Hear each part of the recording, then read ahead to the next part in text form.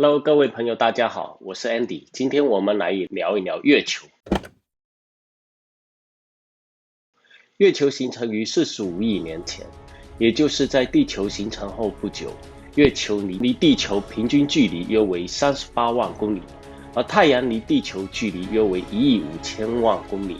那么，太阳到地球的距离约为月球到地球的395倍。然而，太阳直径约为138万公里，月球直径约为3400多公里，太阳直径约为月球的395倍，实在是太巧合了。这个数字是自然产生的还是人为的呢？还有，我们从地面上看上去，月球和太阳两个面积看上去一样大，一个管白天的，一个管夜晚的。而在太阳系中也没有其他一样的例子。一位科学家说，从各个资料和物理法则来衡量，月球实在不应该出现在那里。月球正好大到能造成日食，在天文学上找不出任何理由解释此种现象，简直是巧合中的巧合。然而这只是巧合吗？月球的起源和演化一直是人们十分关注的话题。100多年来，也有过多种有关月球起源的假说，但至今还难以形成一个统一的说法。比如说，撞击成因说就是一种说法。这种说法认为，地球早期受到一个大型的天体撞击，撞击的碎片一部分最终形成了月球。在太阳系形成初期，星际中还有大量的星云，那么星云经过碰撞，吸收周边的尘埃而逐渐增大。大概在那个时候，形成了相当于一个小于现在地球的星球体和另一个小星体。这两个天体在各自的演化过程中都形成了以铁为主的金属核，也形成了相似的地壳和地幔。由于这两个天体相距不远，在一个偶然的机会发生了碰撞。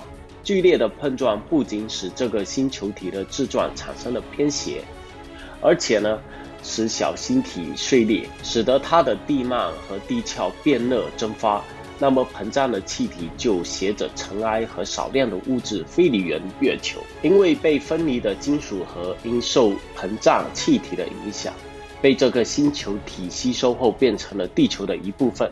那飞离的气体尘埃受地球引力的作用，就分布在地球的周围。久而久之它通过吸收先形成了一些小星体，然后像滚雪球一样不断吸收体积增长，最终形成现在的月球。有人认为，月球一开始或许是太空中的流浪星体，后来在太阳系形成之后传入了太阳系，就被地球的吸引力所困住，然后便成为了地球的天然卫星。不过这里也有个问题，就是月球进入太阳之后，其实应该在经过木星的时候就会被吸引过去了，根本轮不到地球。也有人认为，月球形成的时候地球根本没有形成，因此此时月球还是太阳的一颗行星而已。然而在月球形成之后，月球绕太阳公转的轨道上又出现了一个新行星，且越来越大，这就是地球。那地球与月球虽然在同一个轨道上，却保持着一定的距离。以后随着地球速度的加快，月球则被地球追上，结果成为了地球的卫星。目前科学家最主流的观点是，在地球和火星之间曾经存在着一颗行星，后来因为轨道的原因，也不说什么具体原因这颗行星与地球发生了碰撞，从而导致了这颗行星的解体。之后它的一部分就留在了地球，另一部分分别又形成了月球。不过有一些人在研究古代的书籍之后，表现出了自己的困惑，因为在远古时期的古书中都曾经明确地写道，月球是大约1万多年前才出现在地球周围的，而且月球和地球之间的距离也不像现在这般，当时月球距离地面很近，人们甚至可以用肉眼就可以看到月球上的一切。而且考古学家们还发现了很多关于月球的画作，上面清晰地表明了月球上的表面形状、构成等等。但是要知道，古代并没有什么望远镜，人们用肉眼也很难看清。唯一可以解释的，便是月球或是真的曾经距离地球很近很近。除了上面咱们提到的之外，其实月球还有一些特别之处，让人百思不得其解。首先，月球的自转速度和绕地球公转速度一样，所以就造成了从地球看月球，月球总是用同一个面朝向地球，你永远也看不到地球背面的样子。还有就是月球、地球和太阳三者之间的关系，月球所在的位置不远不近，正好处于地球上，看上去太阳的和月球刚好一样大的位置。也正因为月球所在的这个特殊位置，使得我们可以看到完美的日全食。而且科学家们通过一系列研究发现，月球是一个在岩石之下有一个坚硬的金属壳，而里面是有一些水的空心体。这和我们理解的自然形成的星球很不一样，因为根据常识来看，自然形成的星球应该越往内部密度越大，而月球刚刚好相反，是一个空心的球体，让人百思不得其解。至少以现在人类的天体物理学知识是无法解释的。还有，月球出现的时间比较晚。根据各国关于月球出现时间的记载，最早的也不过是大概5000年前。如果这些记载是真的，也就是说月球并不是开始就在地球旁边的，而是在大概5000年前突然出现的，并且在月球表面出现后，地球上的黑夜就有了光源，一些撞向地球的小陨石啦、彗星什么的也被月球挡住了不少。有许多研究者认为它只不过是被外星势力占据过。月球是1亿多年前的地球史前人类的科技，用途是用来照明、防卫星球被其他外星入侵，还有也是战争机器。那这么多疑点，人类当然要探个究竟。那这个要从美国登月说起。自从1969年美国人登上月球之后，宇航员阿姆斯特朗便成为全世界的焦点。2, 1, 0, all engine running.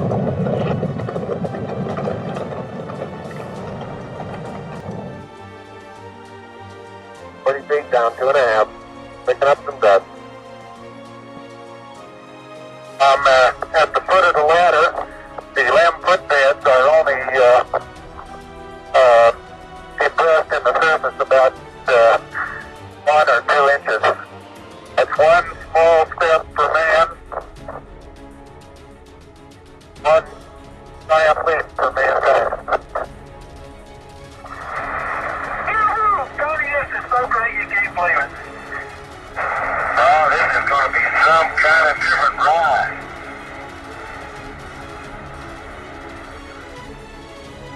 Hippity hoppity, hippity hoppity, hippity hopping over hill. One ignition. Right away, Houston. Vector good. We're burning flat. That's right. Looks good, flight. Nice shot, flight. Roger. Sending. Stand by for flight.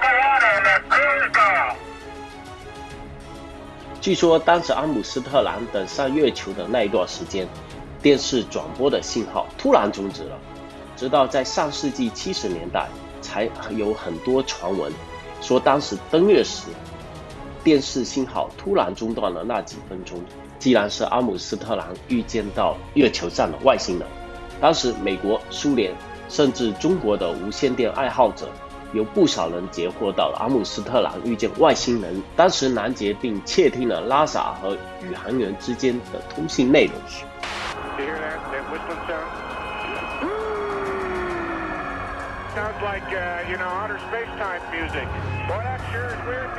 40年来对此从不回应的阿姆斯特朗，终于在登月40周年纪念日即将来临的时候说，月球上有外星人基地，他们希望地球人离开月球。阿波罗宇航员在月球上共同目击了那个外星人基地，并且录像胶卷上也留有那个基地的影子。而据海军情报员说，那里有外星人基地和极其巨大的采矿现场，还有巨大的外星宇宙飞船。那些外星人拥有人类无法企及的高科技技术，他们摧毁地球最多只需要1个小时。阿姆斯特朗和奥尔德林两人在1969年7月21日历史性的月球着陆当时都亲眼目击了飞碟。直到1979年，负责美国国家航空航天局通信部的毛里斯证实了阿姆斯特朗确实亲眼看见了着陆在月坑上的2架飞碟。后来所有的阿波罗和双子号宇宙飞船在飞行过程中都毫不例外地被不明飞行器跟上，有时候是保持一定的距离，有时候跟得很紧。每当这个时候，宇航员们都向当地管制塔报告当时的情况，而地面管制塔每次都命令要保持沉默。所有的宇航员被严厉要求不准说出一切有关他们的目击的事件。但阿姆斯特朗坚定自己的立场，他表示外星人的航空船是全体工作人员亲眼所见的，航空船巨大无比，一定是外星人的基地。当他被问及如果月球背面确是外星人的基地的话，那么美国国家航天局为何还要继续向月球发射其他宇宙飞船的问题时，他说美国国家航空航天局必须得承担起这个责任，他们不能突然中断对月球的探险，这样必然在地球上引发恐惧心理。可是从那以后真的是匆匆忙忙的从月球上挖一些土就回来了。关于阿波罗计划，我们都知道它从1961年的阿波罗1号开始，到1972年的阿波罗17号结束。然而实际上阿波罗计划最初还包含了18号、19号和20号，后来因为经费的问题，这些计划都被取消了。但是2007年4月，一个名为 Retire Dad 的用户在 YouTube 上上传了阿波罗20号的登月视频，每个视频都很短，长度大约只有几分钟，其中包含了阿波罗20号飞行的计划和任务，阿波罗20号的发射，宇航员在月球上的行走，还有一艘古老的宇宙飞船残骸、人造建筑物的废墟和一具貌似人类的外星人尸体。这个上传者自称是美国 NASA 宇航员，名叫 William， 他是阿波罗20号计划的登月参与者之一，与宇航员 Milna Kennedy 一起参加了这次机密的任务。那次发射是美国和苏联在1975年合作进行的，没有对外公开，目的地是月球的极地区域，调查阿波罗15号拍摄到的一张神秘照片，照片里面一个雪茄状的物体，根据估算，这个神秘的雪茄型物体长度在4到5千米之间，宽度大约为500米。宇航员在着陆以后惊讶地发现，这居然是一艘太空飞船的残骸。进入飞船以后，宇航员发现了一具女性尸体，已经蜡化了，五官上插满了不明作用的支架。拆除这些支架后，女尸的眼中流出了黄油状的液体，她额头上的松果体部分突出，但是无法判断究竟有什么用处。有研究者将她的相貌复原，大概长这个样子，可以看出五官具有亚洲人的特征，所以也有人给她起名为嫦娥。除了飞船和3眼女尸，他们还在月球上拍摄到了惊人的建筑遗骸，证明月球确实有文明存在。他们还将女尸运回地球后，发现它居然还有生命特征，不可思议。而且飞船的遗骸成分显示，这是一艘15亿年前的飞船。由于这些发现过于惊世骇俗，美国和苏联政府决定联手隐藏这个秘密，一方面并未将阿波罗20号公诸于众，另一方面则是竭尽全力避免其他国家再次登月。这也就是为什么美国在阿波罗计划之后再也没有发起过类似行动的原因。所以总的来说，月球就是一个大概在5000年前突然出现在地球附近，总是一面对着地球，像人造卫星一样，沿着圆形轨道绕着地球公转。位于地球与太阳之间的距离也算是经过精密计算过的。里面呢是含有一些水的空心星球。这么多巧合的卫星，你说它自然形成的还是被某个高等文明建造的呢？如果月球当真不是自然形成的，那么建造它的人又是谁呢？当初这些人建造月球的目的又是什么呢？